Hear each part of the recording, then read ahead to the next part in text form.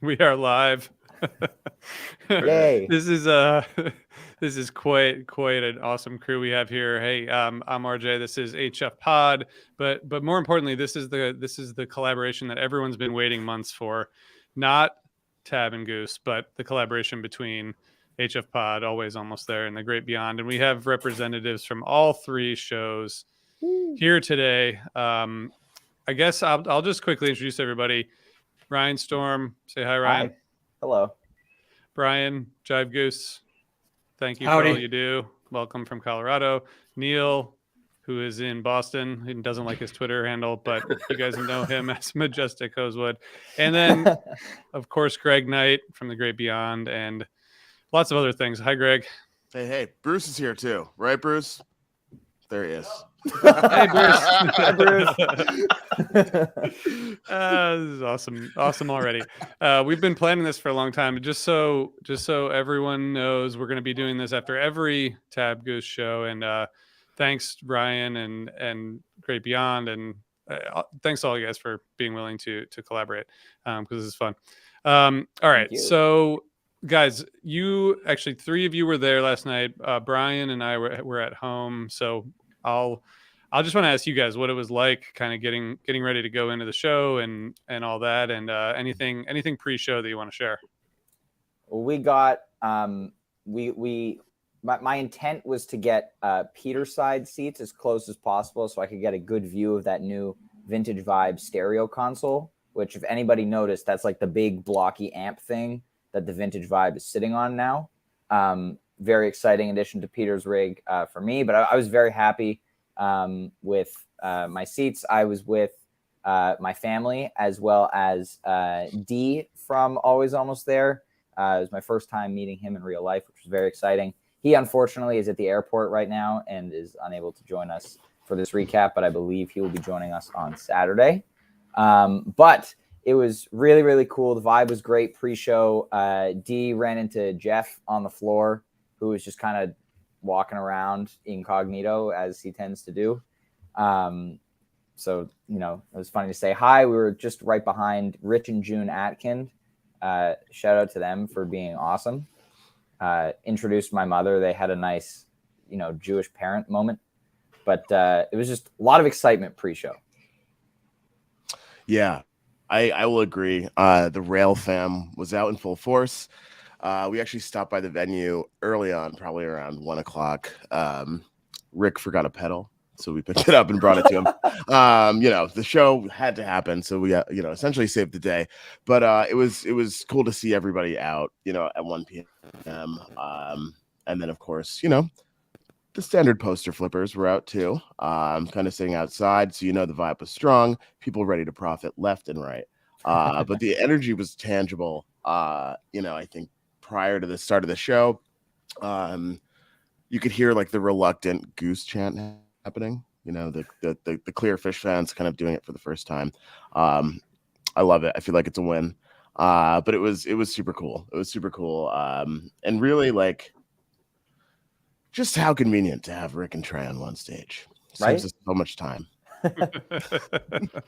Yeah, and Portland is an awesome place to see a show. Everybody should check it out if they get a chance. I was in a hotel right across the street from the venue. I had dinner at an awesome restaurant right before the show, and then just very smoothly walked into the show to the floor. It was like maybe 3 minutes to get in it, and it was great. Amazing. I mean, the city itself is great, and it's like what an awesome place to kick it off.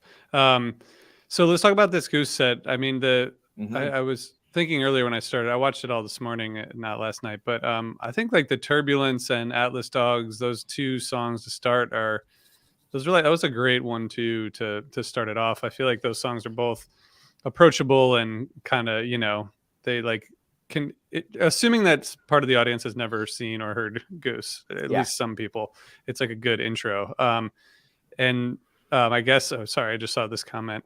Apparently it was 97 degrees inside, which is, I think it was, I heard stories of like Fish in 2016 that it was like a sauna in there. It was fine last night. Brian and Neil at least know that I'm a big shorts at the show guy. Unfortunately, I was not able to wear shorts last night because of how cold it was outside. But I was still, it was still comfortable. So I'm looking forward to tomorrow though, where it's going to be like 20 degrees Celsius here. So I will be in shorts for Lowell and Mohegan. All I right. have no idea what that means. 20 degrees Celsius. Yeah. Warm. None of us. No one does. He does this to us all the time. Yeah.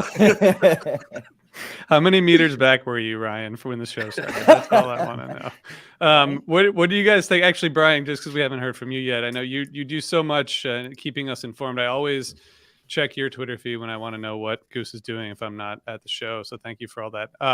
What do you think of the opener and the first few sets of that songs of the set? Yeah. So RJ, you're welcome for everything, and thanks for having us on. This is gonna be really fun.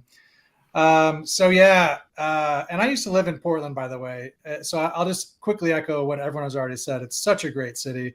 I really wish I could have made this show, but alas. So it's funny because heading into the show, I was thinking a little bit about what strategically what they might put out there for this crowd, because like you said, obviously got to be a fair amount of people in that arena who aren't familiar with the music. So when they opened up with Turbulence, I immediately was like, oh yeah, I mean, great choice, such a great choice. And it's funny because when we talk about that song in various chat groups, everyone either says it reminds them of Billy Joel, which I totally hear, or that it reminds them of Fish, which I also totally hear. And so, I thought that was a really good song to open up with because it's upbeat. It has a lot of energy. They've been just absolutely crushing this song. Whenever we review a show with Turbulence, it always ends up being kind of a talking point of how hot it was. We talk a lot about kind of our preferred song placement. And this is one where we're always saying, open the set with it, close the set with it. It just has power. And they crushed it. I was immediately thinking that Rick especially just sounded great. I was making a joke that, he's clearly been putting in 10 hours a day, on this off time, but crushed it. And then, I also noticed a nice little, I don't know, Ryan, if you noticed this, but just at the very end of the outro, Peter just with a nice, gentle little final few notes on the piano. And it sounded really, really cool. I hope that, intentional or not, I hope that that's something that they continue to do, because I thought just a nice little touch at the very end. Fantastic opener choice. Loved it. Mm-hmm. Can I wholeheartedly disagree? Oh, PowerPoint. I know. I know Bruce has opinions on the beginning of this set, but I didn't really hear yours last night. Yeah, Bruce is disgusted. I think, like, obviously, so proud of the guys, so proud that they are here doing their thing with Trey on a massive stage and performing the way that they are. As someone who's been seeing Turbulence in the Night Race since the Visuto days, I love the song, and I like Billy Joel. If you want to join the show, I like Billy Joel as much as I like Fish. But my thing is, I think coming out of the gates with a tour like this, there's a lot of people in the audience who are excited to see Trey, who have never seen Goose before, who maybe recognize that Arcadia song, perhaps Slow Ready for the dance moves on stage, and a couple others, loosely sprinkled in. Obviously, these guys are playing their music that speaks to them, that speaks to us. This is why we're podcasting. However, I do think that there's some merit to not necessarily coming out swinging with an Arcadia with horns. However, setting yourself up for success with something really well, like a Type 1 jam vehicle like Atlas. I think it allows you to really loosen up, do what you know well, and really get the crowd on your side. And I think the Turbulence was excellent, but I do think that folks were kind of like, oh, I don't actually know what this song is. And Ryan, you probably know how many times Goose has played it live. It's not exactly wildly accessible on Nugs, right? So it's not 9 times familiar. Right. And so in a lot of shows. So, I great start. I also think the guys are busy right now, so they're not listening, which is why I'm being so transparent here. But I do, I think like right out of the gates, in my opinion, and maybe this is just because I used to go to a lot of hip hop concerts, but like you want to grab the crowd immediately, and I feel like the music was excellent, but I think there was a little bit of a question mark, and because of that, the engines didn't really start revving until Electric Avenue. Interesting, because I just did a quick little check on Goose.net, and Turbulence has been played 9 times since it was debuted 39 shows ago. So I think that's still like a fairly decent amount. It's accessible if you look through this summer's and this fall's shows. And I think, your point about them opening with a hit like maybe Born or Hunger Side or Slow Ready, etc. I feel like opening with Turbulence is actually a better move because you go with a song that people aren't expecting. That's like, Fish going and, they're in this situation and they're going to open with Farmhouse because it's their most streamed song on Spotify. Like that's not always. I wouldn't make that suggestion. No, definitely not. Correct. It's not always the right move to go with it. And I think Goose really executed, the pre-Trey portion of this set incredibly well, in terms of this is the first night of the tour. We're going to appeal to the Fish fans that are watching on the webcast. We're going to appeal to the Fish fans that are in the audience, the people that are not 100% sold, if you will. And so I think these first 5 or 6 songs, like, you get Turbulence, you get Atlas Dogs. Again, RJ mentioned both of these are fantastic songs, showcases, the band's songwriting, a couple of, more unique vibes, at least, everyone in the band sounding very precise, very, very fantastic. And then we dive into Flea, which then you get like the goofier side of the songwriting, but the trade-off there is, here's our first jam of the night. Here's our first piece of extended improv. And they built like, they immediately like, hi, we're Goose. We're really good at tension release builds. Here's 15 minutes of some really phenomenal tension building. And, they deliver in that Flea, just peak after peak after peak. Crowds seem to be digging it. But I think the way they started off the set, it was like really, really well. I'm guessing they're going to be taking a different approach to it as the tour goes on. Once they're like, okay, people have been webcasting for 3-4 nights now. Maybe we don't have to be as, planned or like we don't have to be marketing to new fans as much. But I think this was an amazing way to start off the tour to a bunch of new people. So thanks, Ryan. Neil, what were your thoughts about the first half of the set, or how that, I guess what Greg said, that kind of got cooking with Electric Avenue? I got a couple texts from friends who were there seeing Goose, I think, for the first time and enjoying the Electric Avenue. It seemed like people were really into it. What was your take on how that set unfolded? The funny thing is, I do agree with Greg. Like, I think they could have come out swinging, and I was like expecting them to come out swinging. And when they played Turbulence, I was like, wow, I wasn't expecting that at all. But I love the tune, so I was really excited about that.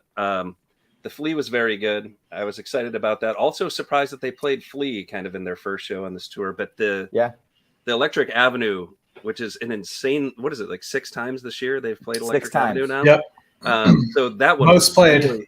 Really surprising. Like, you're going to go out there and you're going to play, how many songs did they play? 8? 7. 7 originals and Electric Avenue, yeah. Yeah, so that surprised me. Out of all the covers they could have played, they played Electric Avenue, which they've been playing like a ton.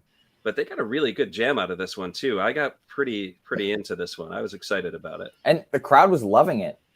Like, right. We talk about on AAT, we talk about covers, and Electric Avenue is definitely a hot topic a lot of the time, especially for Mr. Jive Goose over there. But I think it was a great pick here. At the beginning, I was kind of like, okay, like it's Electric Avenue again, whatever. But the crowd loved it. And, you're going to play a cover.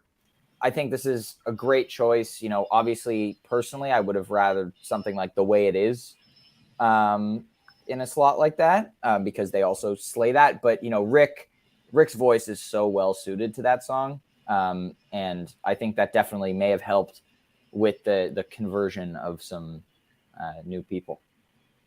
Yeah, I would say that Electric Avenue is probably more of an arena cover than the way it is maybe as well. But let me just say, to Greg's point, and not to continue this whole thing, but that's kind of how I felt about Atlas Dogs. I had no problems with Turbulence. What surprised? Maybe a little bit. If you would have said, "Hey, what are your 5? Give me your top 5 guesses," that probably wouldn't have been in my top 5. But I really How many love fantasy it. points did you get last night again? We can't do that on this podcast. Remember? No fantasy talk. And also, I thought we were all here to agree. So I'm glad we're getting this out of the way early. It's locker room talk, right? But yeah, that's kind of how I felt about Atlas Dogs. I was more surprised to hear that in the 2 slot. Maybe the triumphant Turbulence ending and then right into the composed intro to Flea might have been cool too. But anyway, I agree with all the comments on Flea. I thought it was a really strong, not too long, which I think we probably would have expected, that they're going to keep things, somewhat on a tight timeline. But yeah, I thought it was a good version. It also gave them an opportunity to kind of, showcase a little bit of their tension and release kind of style, that I'm sure much of the crowd was familiar with. And yeah, I thought that's kind of, I thought the set was kind of moving along quite nicely by the time Electric Avenue kicked in, but not a bad cover choice. Ryan says we talk a lot about covers. Yeah, we joke a lot about covers. And, the only question for me is, when it comes to songs like Electric Avenue, which has been it's been at the top of the most played covers of the year, kind of most of the year, is why Electric Avenue 6 times, but, No, Me and My Uncle. Yeah. Right. Yeah. I mean, I think if you're walking into this territory of these fan bases merging, and Rob Storm had a good comment about, Electric Avenue circa 1982, good way to catch the crowd's attention. I totally agree. But imagine knowing what they could do with a Half Step or a Me and My Uncle, taking that for a walk. I think Half Step's coming for sure. Oh, I think so too. I mean, I barely know the band at all. I don't know the guys at all. So no guarantees. But I just think, and I could be overthinking this. I'm really sensitive. But just out of the gates, Trey has nothing to prove here, and Correct. he certainly proved that he can really, really hang. And I love all the new stuff. But I just, I think, imagine if there was a Jive 1 in the first. You were looking for some. The energy would be through the roof, and listen, yeah, life can't be all bangers. I get it, but I think well-placed bangers. Greg, through some doors. Greg, do you have any insight into kind of how they got prepared for this tour, just in terms of repertoire, or is it really just rehearsing as any tour? I mean, and I guess that's related to, do you think the song selection and rotation will be similar to usual? So I think for the most part, it was actually business as usual. There was not as much opportunity for collaborative rehearsal. I think the idea going into this was that there would be more. So that's really, it's really resulted in a couple days of tech and rehearsing and making peanut butter and chocolate, kind of on the fly. But I think what we're gonna probably see is the guys are going to be riding high off of what was an excellent fall tour, and kind of sitting in what they've been doing well in that sense, or 3-minute hunger sites like they played in LA. That's a whole different topic. We'll have to talk about that another time, because I'm still confused about that. But all right, so Tumble is a good another 15-minute jam they get into. That one though, yeah, I think best non-sit-in jam of the night for sure. They get into that churning theme with the dual guitar, that we didn't see a ton of during fall tour. So really excited to see kind of they're touching that darkness a little bit again. Hopefully that continues throughout the rest of the tour. But I think this Tumble, definitely lots of re-listen value there. Yeah, it's really good. And I wanted to ask you, Brian, just based on not being there, I usually listen to Fish, Tab, Goose shows on Nugs or Live Fish the day after. I typically don't watch webcasts just because of the way my life works with kids and stuff. But it's sort of, I feel like last night, like I had to watch it this morning. Like, I don't think you can listen to. Then there's the thing where you have to like listen to one set on one place and one set on another place. Yeah. But are you, Brian? Are you going to watch all the shows? Like, will you always watch all the shows? And do you think you can kind of capture or understand the vibe and what's happening without watching it? Could you just listen to these two sets on different platforms and kind of like get the same feel as if you were watching the webcast? So first question, yeah, I'll probably be watching all of these live as they happen. And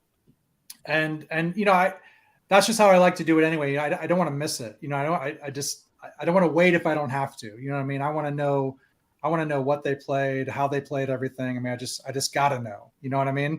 So yeah, I'll tune in live.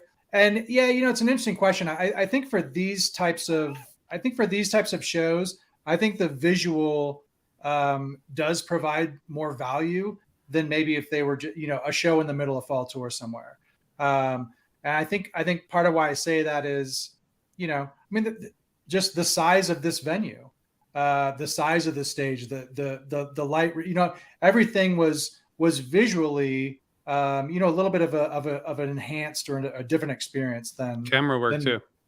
Yeah. Well, that's an interesting point too, because it's the live fish crew doing the webcast. We don't have Danny on stage with the moving cam as normal, coach not directing. You've got there was like a moving robo cam on the side of the stage. You got people with the big professional looking video cameras on their shoulders around. So I haven't gone to the video yet, but I'm excited to see what that looks like, versus what we're used to with Goose. Yeah. And okay, well, I guess anything else, Brian, on that point before we keep going? No, I think that sums it up. Yeah, I mean, I think everybody is going to want to watch these if at all possible. Yeah. So Western Sun, it was next. That's one of my top 2 or 3 Goose songs. But yeah, we got to get to the sit-in. I was getting antsy by the time Western Sun rolled around. I was like, "Where's Trey?" Right. And so Neil, tell us about the sit-in. Maybe start with the All I Need, but just tell us about those 2 songs from your perspective. Well, I mean, they're incredible, right? I think this is the centerpiece of this whole show, is these 2 songs that we're going to talk about now. I think, Brian and Ryan can attest to this. I just went insane in group chat. I lost my mind. I wasn't expecting Trey to come out and do All I Need, for 20 minutes show of the tour. So yeah, I was ecstatic. And then, when they followed that incredible jam, 22 minutes of that tune with a Pancakes, I also wasn't expecting that. So, I mean, and then there was some really, and both very, very good playing, but there was an awesome amount of Trey and Rick listening to each other and playing off of each other in that Pancakes. That was just so satisfying. It was great. And it was a really, really short Pancakes. I think that might be like the shortest Pancakes they played. Yeah. Without going into another song, like a standalone Pancakes. Very short, but very good. And I'm going to go back and listen to that a ton. But oh man, it was something else. I was so excited. Yeah. I wouldn't say that yet. So as just curious, how does, just off of last night versus Radio City, how does the sit-in compare? Because I know you were at Radio City and so was Greg, but how does it compare being in the audience for both of those sit-ins? How does that stack up? Well, I think audience reaction at Radio City was much, much stronger, obviously, because it was unexpected, even though somebody gave it away. But I'm not going to name any names.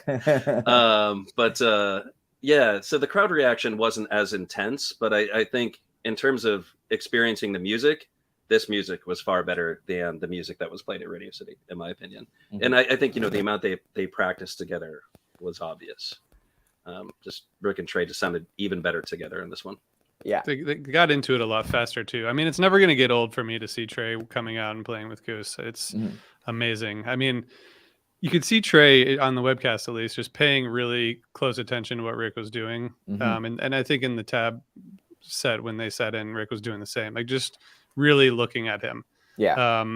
So that, clearly they're but then once they start improvising, at one point during the jam, Trey's soloing, and then he looks at Rick come on, let's join back in, you know, like, and it's man, so fun. Also, I think Trey is also, based on conversations I've had and what I've heard, like he's a fan of Page's synths, you know, and he likes the effects, and you could tell last night that he was really into the collab. He was into, Oh yeah, he how was could you like not really be? into that. Yeah. Ryan, what were your what'd you think of that All I Need? So I basically was just, losing my mind for 20 minutes. It immediately exceeded every single one of my expectations. At Radio City for Hunger Site Arcadia, Trey had all of the chord changes taped to his amp in front of him. It was clear. There was very minimal preparation there. This one, from what I've seen, he just had a teleprompter for lyrics, and that, it seemed that he was very well rehearsed on All I Need, knew the riffs and, where to go in the song, which was really cool. I guess he's been spending some time over the fall, like listening to tapes and learning the songs, which, is very, very exciting. And it's crazy because, they weren't, Greg, you mentioned that they had very minimal prep time together, which is really interesting because they sounded like they've been playing together for so long. Like Rick and Trey, especially, we keep talking about, my dad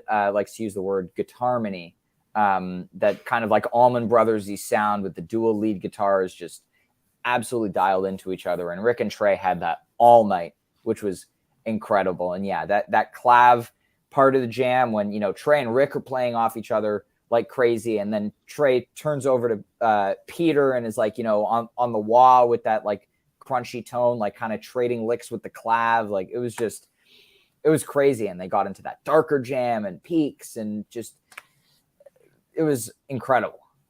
I losing my mind. Greg, were you losing your mind? I was, yeah. No, I think watching such an experienced improvisational musician like Trey really navigate a long jam with Goose was pretty special. There were really some of those Jedi moments where he could drive things in a certain direction that was very subtle. And I'm thinking, if I'm an apt musician like Rick or Peter, anyone in Goose, really, like, and I've been listening to Fish for my whole life, I think you kind of have that like subtle, I know where this may go. I know where Trey may want to take this. And it's got to be pretty cool, I think, for Trey to be playing with some musicians who kind of understand that. And they're not just the other three guys in Fish. And so to kind of hear things go in a direction that is naturally Trey and have Peter follow and Rick follow, it didn't sound like it was just kind of classic Goose, which was super cool. My question is, like, I'm wondering if it will work out, if we can get a jam where it's, Rick, Peter, and Trey on guitar. Like, is there space for all of them to coexist? Well, yeah, they did that at Radio City for Dripfield. Right. And Dripfield is like whole lot of sound. Yes. Like I feel like they can, but I want, I would love to see that. Yeah. Maybe a drive. Somebody, I forget who it was. I think it may have been in the Jam Base recap of last night, but somebody mentioned about, Trey living out his like dream for a 2-guitar band, which, he's talked about a lot, is like he loves playing in a 2-guitar band. And I think it's so evident that he loves playing with Rick because, Rick is a guitarist who understands how to play with another guitarist on stage, not stepping on his toes, giving him space, but also contributing ideas. Like, they're throwing musical ideas, finishing each other's sentences. Like, just, yeah, Trey just seemed so happy throughout both jams and just so dialed in, and made me very happy.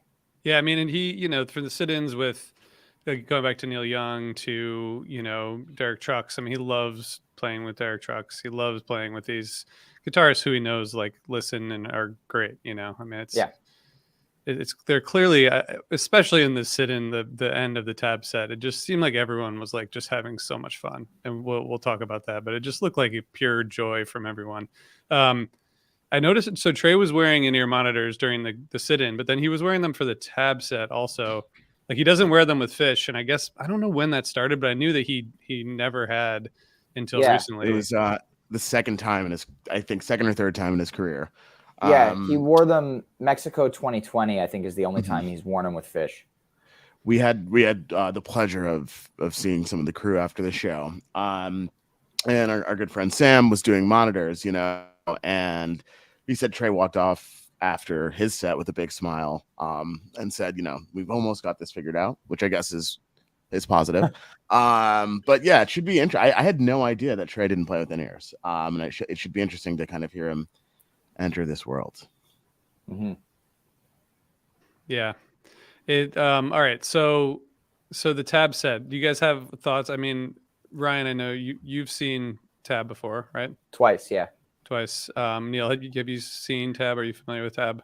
That was my first Tab show. I've been seeing Okay. Fish since 1993, but that was my first Tab show. And like my brother was joking before the show we went together. He was saying like, Trey finally tricked me into going to see Tab, but I just had never gone out of my way to do it, and I'm glad that I did.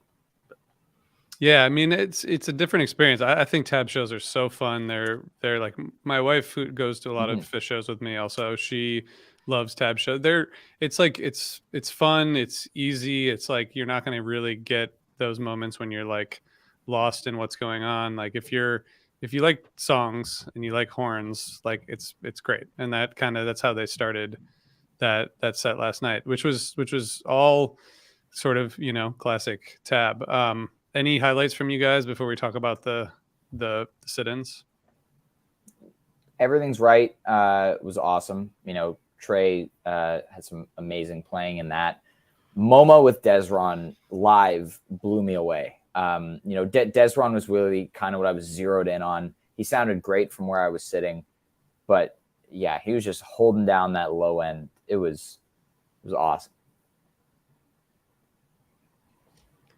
I thought it was great.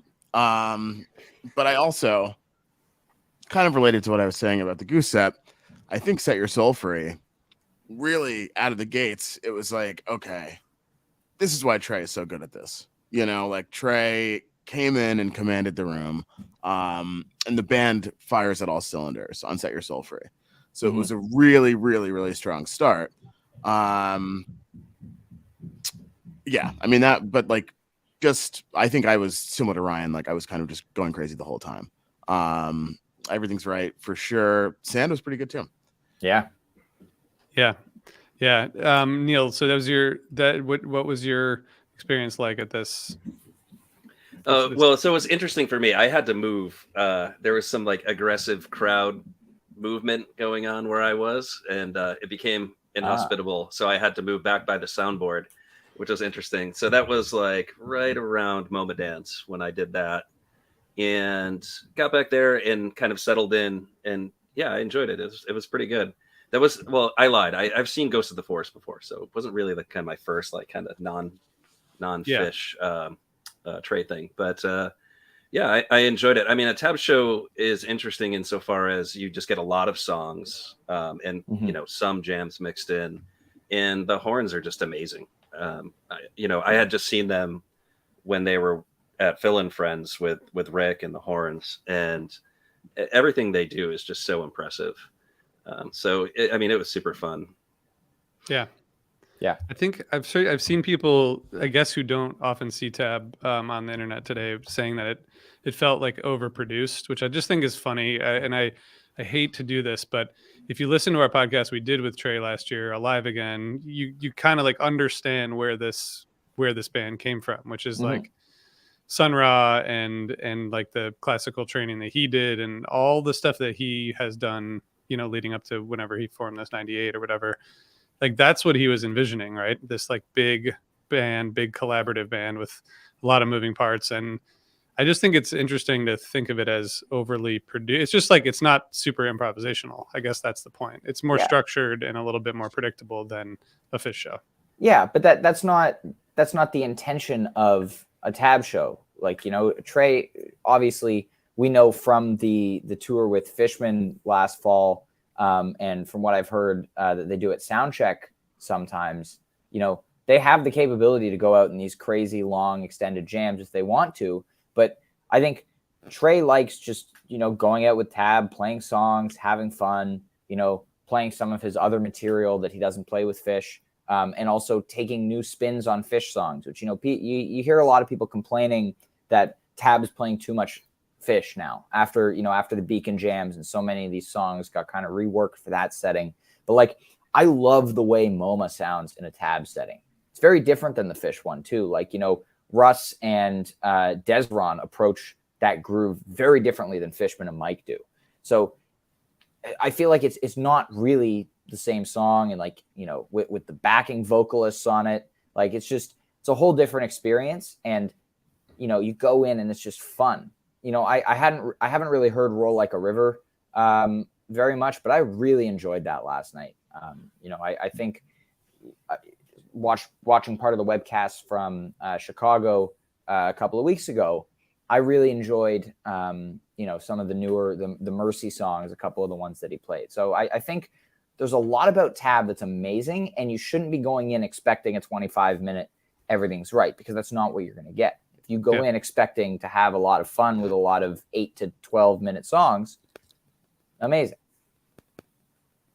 Yeah, I mean, they're executing compositions essentially. It's just they're different. They're different. It's a different kind of composition than what you think of when you think of Fish, and the composed sections of Reba and that kind of thing. But that's what a lot of these Tab songs are, though, right? They're pieces of music with composed sections for various instruments, and they go out and they execute that. So yeah, I agree. And it's always nice. I mean, you do generally get, some extended jams with Tab. So you kind of do get the best of both worlds, So yeah, like Matthew said, some people just aren't always the greatest at this stuff, Even like Megillah, one of the stories that Trey told in this podcast we did with him about Megillah was taking Megillah and arranging it for Tab. And Jennifer Hartswick told the story about how they'd been up for a few days, or at least Trey had, and took 7 hours to arrange this 3-minute song for the Tab lineup. So like, he takes this stuff seriously, and I think all the arranging basically of all these songs is done by Trey. So like, it's clearly a creative outlet for him, just like writing Split Open and Melt or something, just like it's another kind of way to get creative. And some of these things get rearranged like in between tours, which is just crazy. Like that, I mean, to me, but I'm glad he does it and not me. Brian, watching at home, the Wolfmans, that's when we get the sit in.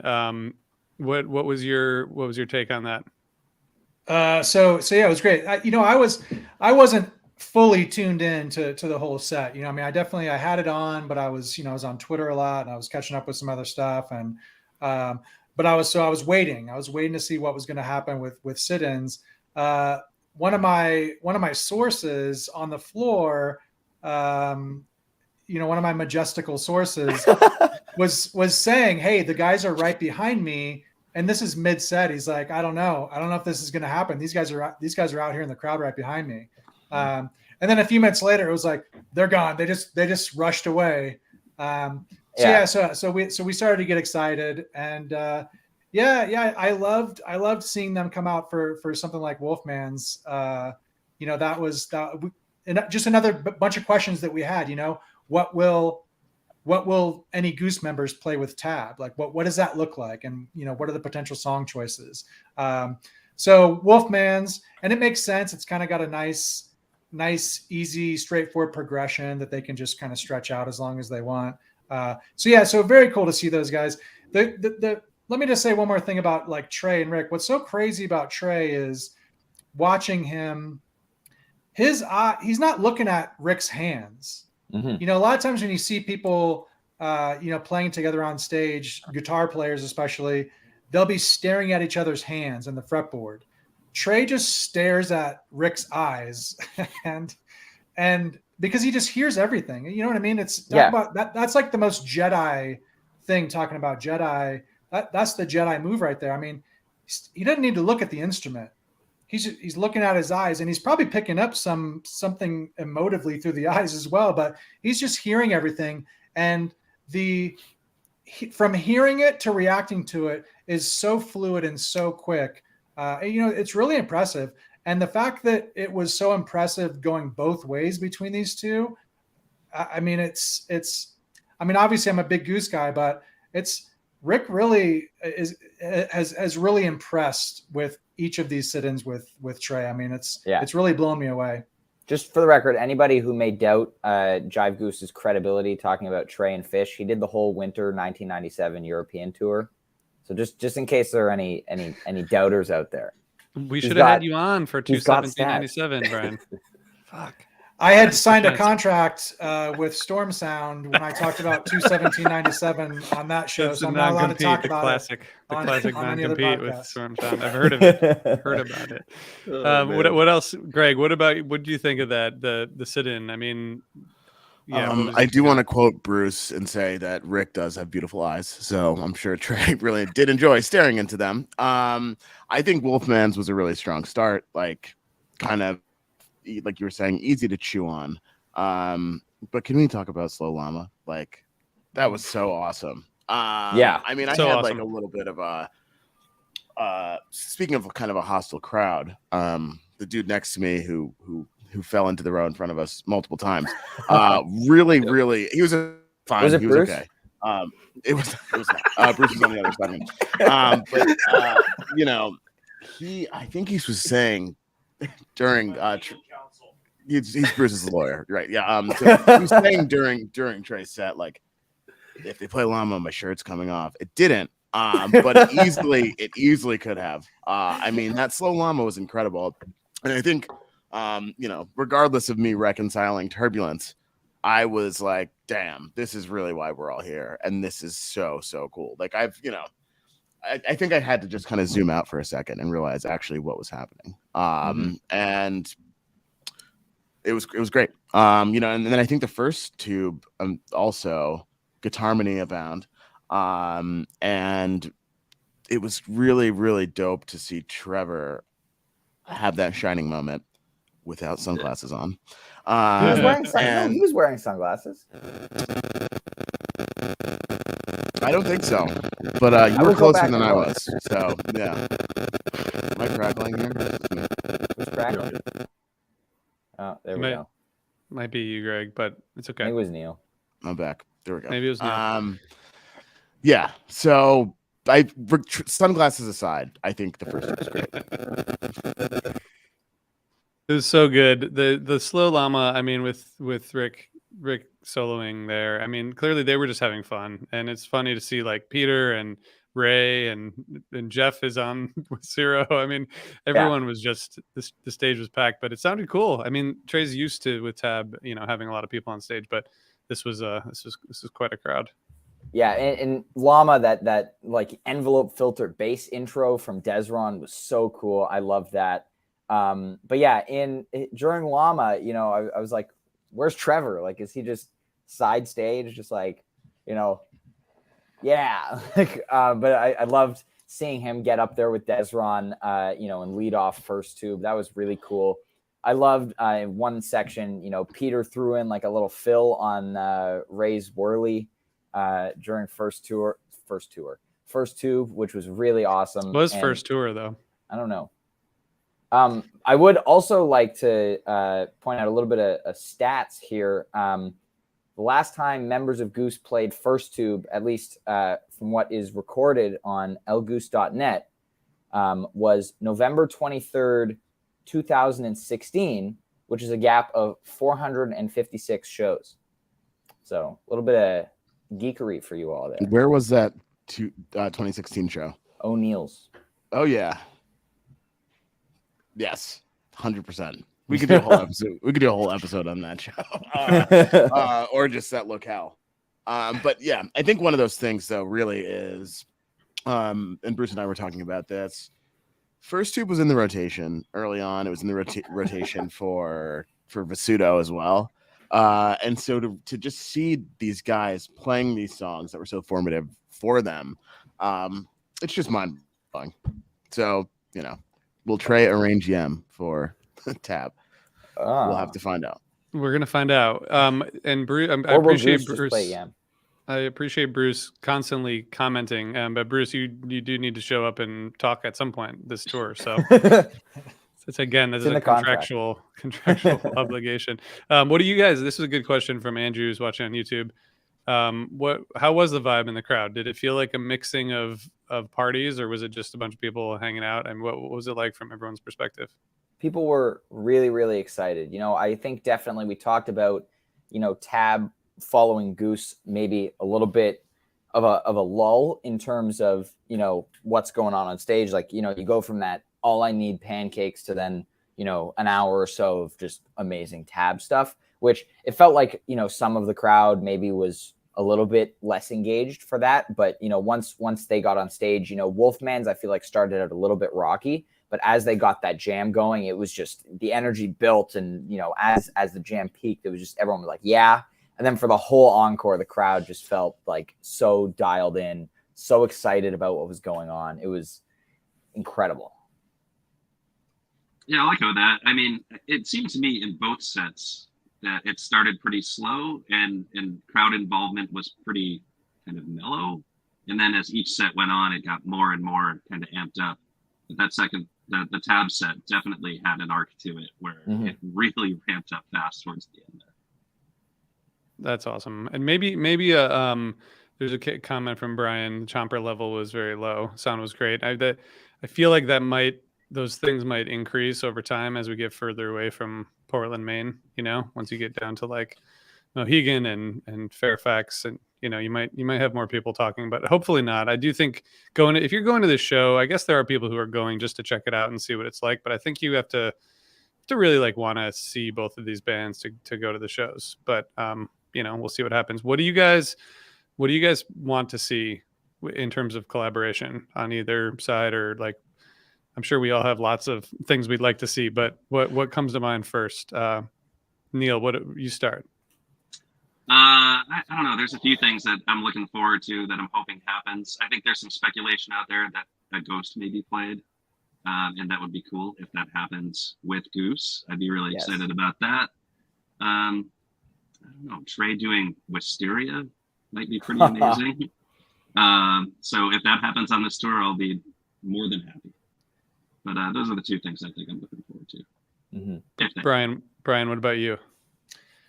So, I'm really excited to see the horns come out during Goose's set. I just feel like that's got to happen at some point. So a lot of choices for that particular sit-in. Greg, you mentioned Jive One earlier. Jive One's one of my hopes for having the horns come out and play with. I think that would be super sick, especially the jazzy parts, and I think that would be really awesome.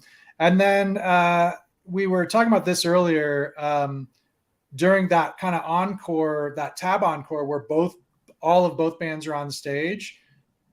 Maybe a Goose song gets played at some point during that. That would be really cool. So I mean, look, the awesome sit-ins are going to happen. Now it's just like, what songs are we going to get? And it's going to be amazing either way, no matter what they choose. Ryan, do you have thoughts on specifics? Yeah, I did just kind of give that away. But I do want to see definitely Brian. Like, I want to see in that Tab encore slot, like they all play a Goose song, and I would love to see Trey play a Fish song with Goose. Like, I think Neil, you mentioned Ghost. Ghost would be incredible. Trey with Goose, I feel like they would kill that song. Clav. I think also Jive 2 with one or all of the horns would be great. We have the experience of hearing that when they did it with Grippo, which was phenomenal. And I would love to see if they get like James out there for like a long jam as well. Like, with Grippo, they had that Creatures, they had that opening Flea where they got into that extended jam territory with the sax. And I would love to see that happen again. Fifth of Beethoven with Grippo was phenomenal. So it would be cool. And then with Tab, I would love to see Animal with everybody as like a show closer. I think that would be awesome. Nice. Greg, do you have anything to add? Dark Horse with Zero. Oh, nice. On flippers. I also think, I think definitely a Dark Horse with percussion, because Goose had percussion, in and out over the years, and it really always augmented Dark Horse. And what is Jeff to you? I think Jeff mentioned it yesterday that he really, really had a blast playing with Zero. So I think that they're going to be super locked in. And they've actually had very similar training to get where they are, and so I think they have like this mutual admiration society. I think a classic hot tea with tab horns in the similar style of Radio City would make a whole lot of sense. And then I think both bands combining for 2001. All right. All right. Yeah, we got to hear some of like the horns like they were arranged on the album, right? It seems like that would happen at some point. But this all sounds great. I'm just excited to watch and listen to another show in, a matter of hours or days, whatever. It'll be soon. But most importantly, the collaboration that everyone's been waiting for, like I said at the beginning, which is the combination of our 3 shows, has happened. So, Tab and Goose is cool, but this got nothing on this. Got nothing on this. All right, guys. Thank you guys so much. Thanks everybody for listening and watching. We had an awesome crowd. Thanks for contributing all the comments. We'll be back again. I guess that's going to be Saturday. 3 o'clock. 3 o'clock. Let's talk about the Friday night show, and hopefully we'll get this crew and maybe some others in here too to talk with us. So, and we'll be releasing all these shows via audio through all the shows. So all of them. Every podcast. So there are like 18 different ways to watch and or listen to this. At least we're trying to cover all our bases. All right, Greg, Neil, Brian, Ryan, thank you guys. Thanks everybody for listening and watching. See you guys soon. See you Saturday. Later, y'all.